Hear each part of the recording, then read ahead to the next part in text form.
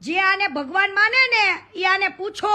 બાકી કાલે કોઈ સાહિત્યકાર નહીં આવે મારા માટે, કોઈ બુવાજી નહીં આવે, તો મારી પાસે બધું જ છે.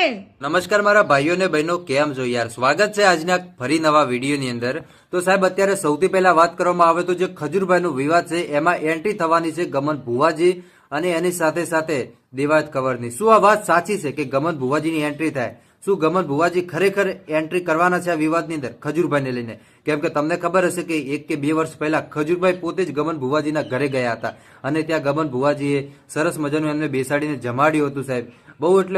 બહુ સારી રીતે સાહેબ એમ કહેવાય કે રિસ્પેક્ટ કરી. સાહેબ ભુવાજી છે તો રિસ્પેક્ટ તો કરવાના છે ને, આમાં તો કાંઈ સંદેહ છે જ નહીં મારા ભાઈ.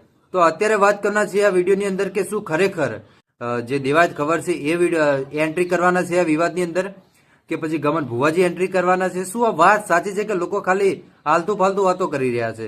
સંપૂર્ણ વિગતવાર માહિતી તમને વિડીયોની અંદર આપવાનું છું ને એ સાહેબ શું કહે છે એ તમને આગળ આખો વિડીયો બતાવવાનો છું.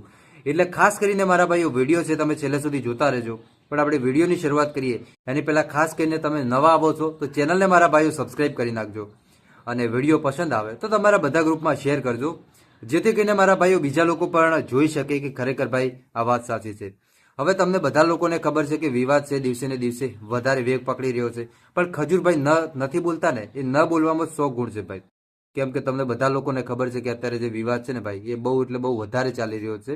પણ એની અંદર અત્યારે સોશિયલ મીડિયામાં એવા જે કહેવાય ને તો કે ભાઈ સમાચાર વહેતા થયા છે કે ગમન ભુવાજી સાથે સાથે દેવાયત ખબર છે એ આ વિવાદમાં એન્ટ્રી કરશે.